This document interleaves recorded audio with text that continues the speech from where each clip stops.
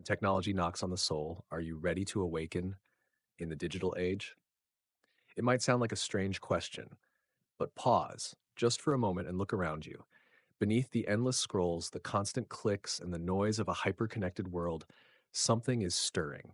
A subtle vibration, a wave of awakening quietly spreading, not in opposition to technology, but through it. We are standing at a turning point. The digital era isn't just changing how we live, work, or connect.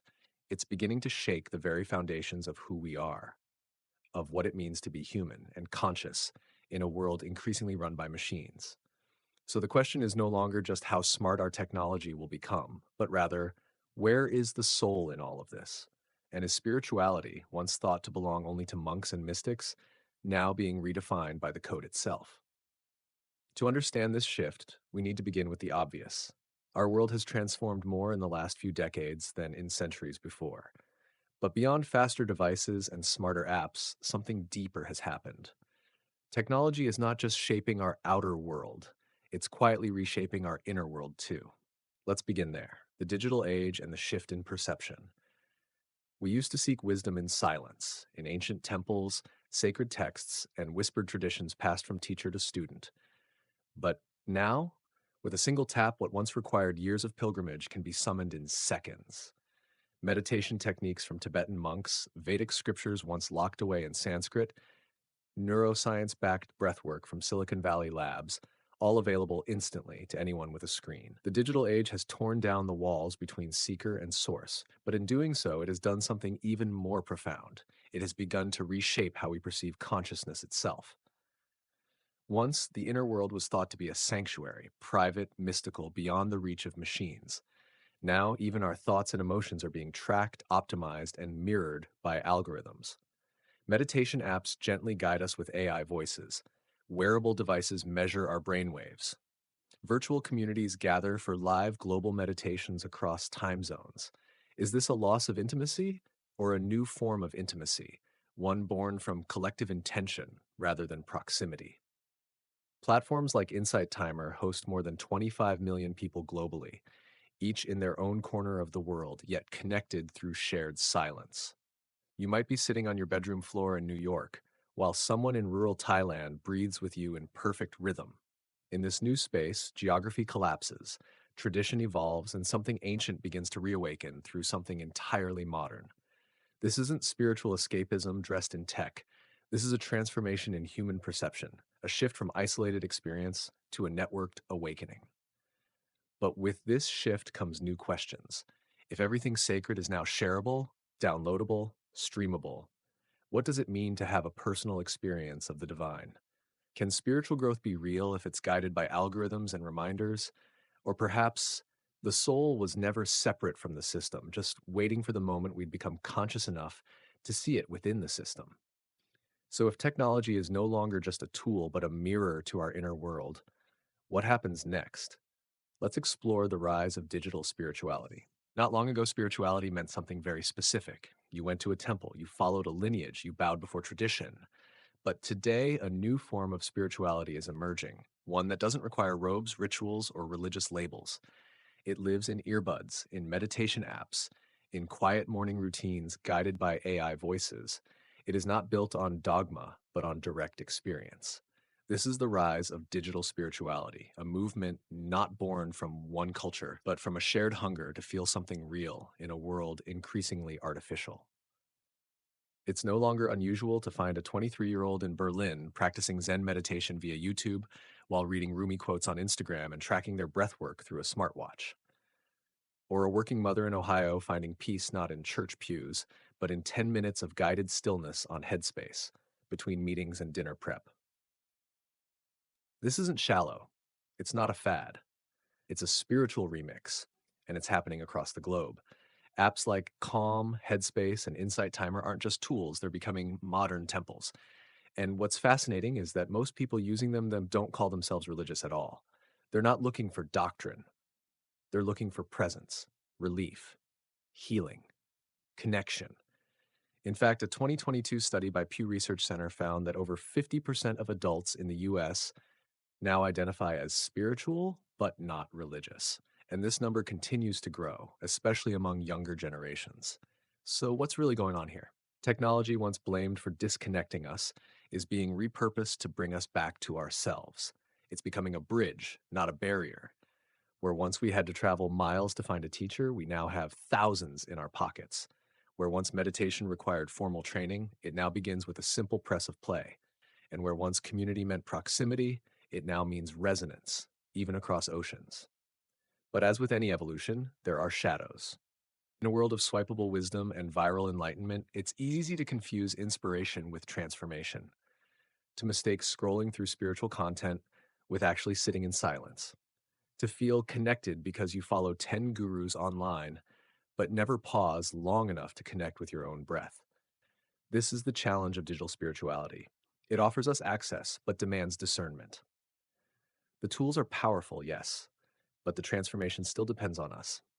Because no app can feel for you, no platform can practice for you, and no algorithm, no matter how advanced, can guide you into the sacred stillness of your own soul. That's still your path, your choice, your awakening. But what happens when technology doesn't just deliver spiritual content, but begins to interact with it, influence it, and maybe even shape the direction of your inner journey? Let's explore the next frontier: technology and inner transformation.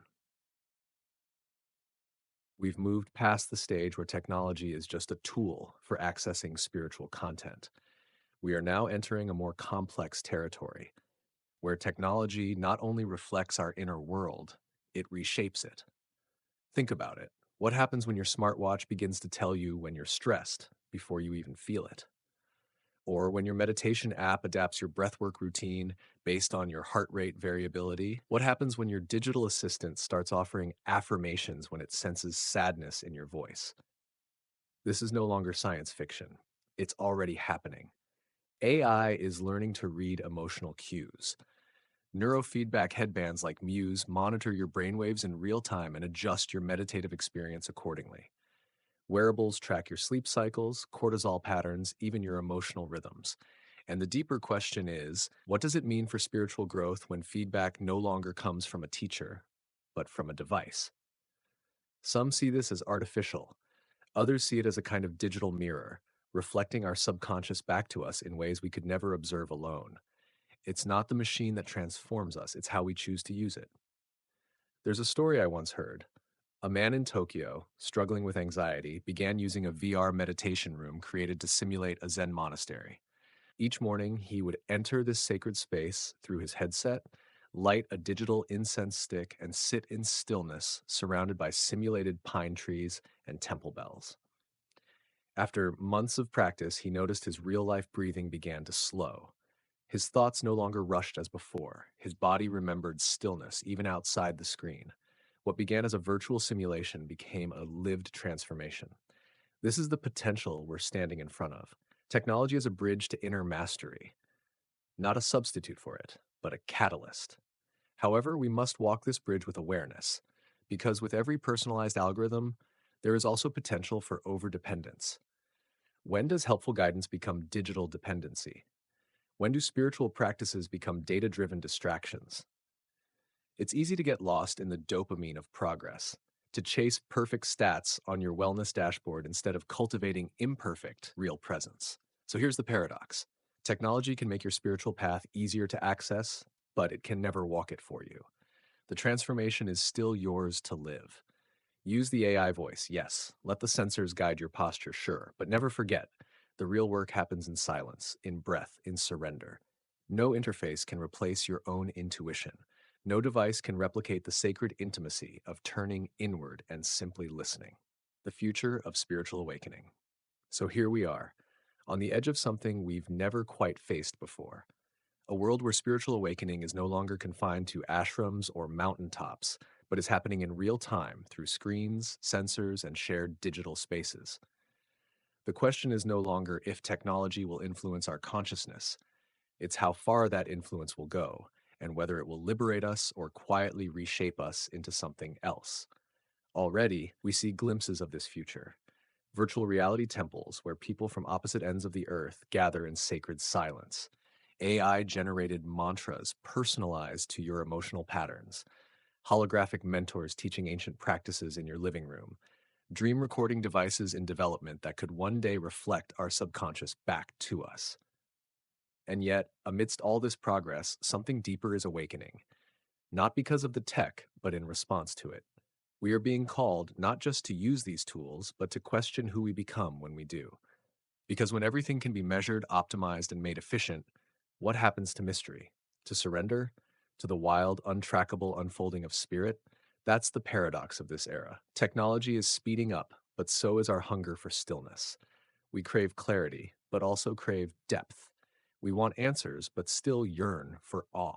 It's no coincidence that in the age of artificial intelligence, more and more people are asking ancient questions. Who am I? What is my purpose? What is beyond this body, this screen, this simulation? And here's the radical possibility.